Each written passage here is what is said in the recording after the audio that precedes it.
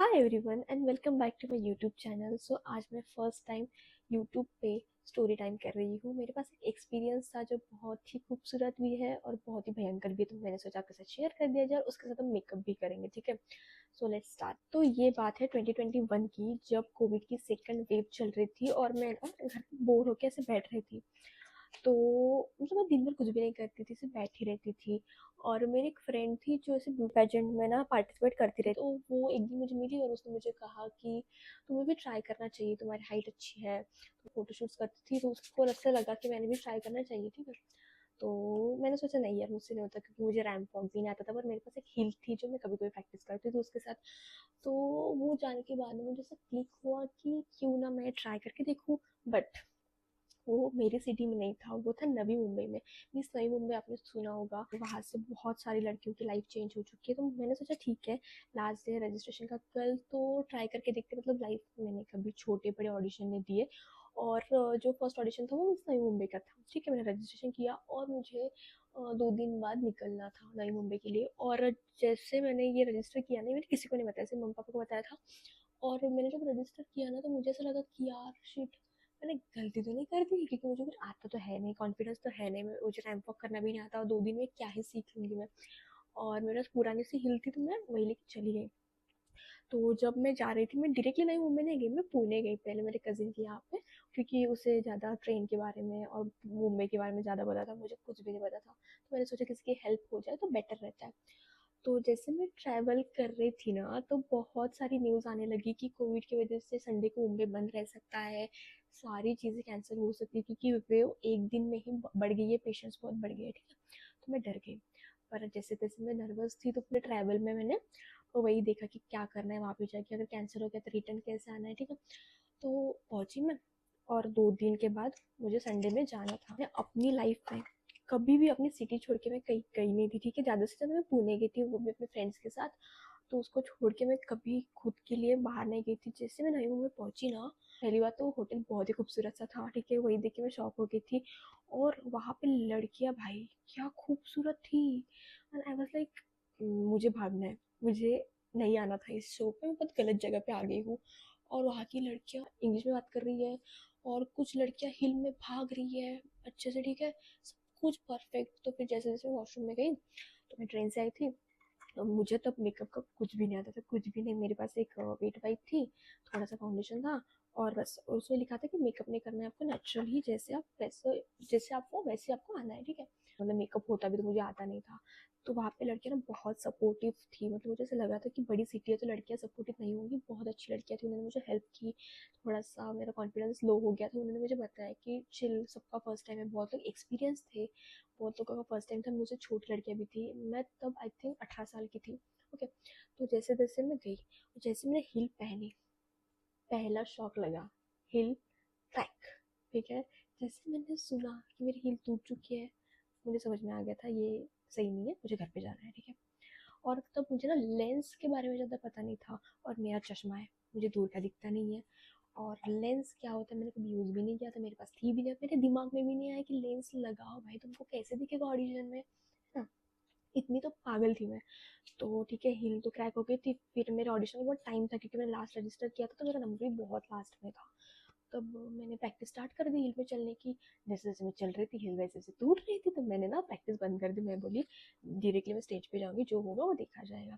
फिर मैं बैठ गई जहाँ पे ऑडिशन चालू था। मेरे आगे ना 30-40 लड़कियाँ थी, तो मुझे कुछ भी नहीं दिख रहा था सामने का, लड़कियाँ कैसे परफॉर्म कर रही है, जजेस कौन है, मुझे कुछ नहीं पता था। और मैं अंधे जैसे वहाँ पे बैठी। ठीक है, और मुझे हर मिनट पे ये रियलाइज़ हो रहा था कि क्यों मैं आई। ठीक है, 600 किलोमीटर दूर में ट्रैवल करके आई हूँ कोविड में, और मेरे को लेंस का पता नहीं है। ठीक है, और ट्रैवलिंग का पता नहीं है, अपनी हिल टूट चुकी है, मैं क्या कर रही हूँ। ठीक है, तो मुझे इतना तो पता चल गया था कि ये लोग कैसे क्वेश्चन पूछने वाले हैं। ठीक है, मतलब जो इंट्रोडक्शन आप दोगे उस बेसिस पे आपको सवाल पूछेंगे, कि क्या ही पूछेंगे ना ये लोग आपको। तो मेरा नंबर आया, जैसे ही मुझे स्टेज पे चढ़ना था, गाना बजा, मैंने पहला पैर डाला, हिल टूट गई, और मैंने पॉज लिया, डीप ब्रेथ ली, चल दी। ठीक है, अच्छे से रैंप अप हो गया मेरा तो वहाँ पे। तो उनको समझ में आ गया था कुछ तो गड़बड़ है। ठीक है, फिर उन्होंने मुझसे पूछा इंट्रोडक्शन, मैंने बोल दिया ऐसा ऐसा है करके। तो वो लोग सब शॉक थे। एक तो मैं अंधी, मेरे को दिख नहीं रहा है जजेस कौन है, वो लोग मेरे बारे में क्या सोच रहे हैं। उन्होंने मेरा रैंक वॉक देख के, मेरा इंट्रोडक्शन देख के ना उन्होंने रिएक्ट किया कि मुझे ये भी नहीं दिख रहा है। सोचो इंसान कितना गधा हो सकता है। और वो मैं अंधे जैसे बस बड़बड़ कर रही।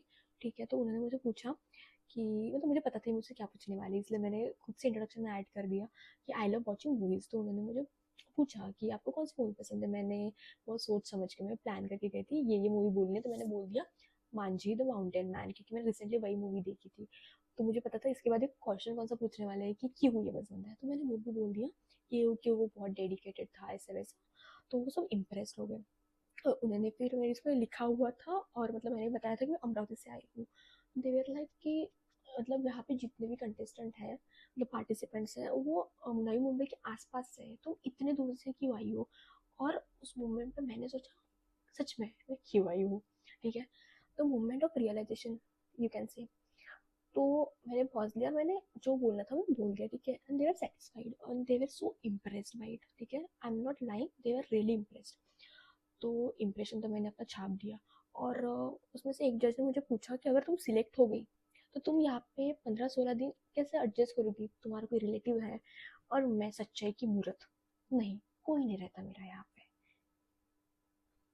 तो उसने पूछा, मैंने बोला कि आई विल मैनेज। ठीक है, तो दूसरे ने मुझे वही सेम क्वेश्चन पूछा।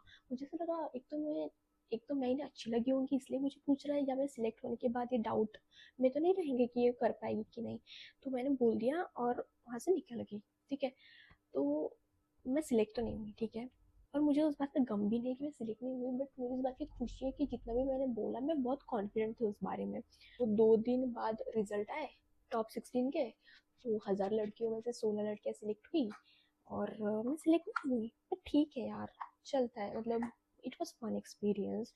तो मैं आपको ये बोलना चाहूँगी कि नेक्स्ट टाइम मतलब आपको कभी भी अपना ऑडिशन देना हो ना यार, तो हील्स की प्रैक्टिस करो, अच्छी क्वालिटी की हील पहनो, नींद में से उठ के मत जाओ ऑडिशन में, और डायरेक्टली 600 किलोमीटर दूर जाने की तो बिल्कुल ज़रूरत नहीं है तुम्हें। ओके, और लेंस लगाओ यार, तुम्हारी एज कम है, ज़्यादा ये फर्क नहीं पड़ता। अगर किसी कॉन्टेस्ट के लिए जा रही हो ना, तो लेंस बहुत इंपॉर्टेंट है, प्रैक्टिस बहुत इंपॉर्टेंट है।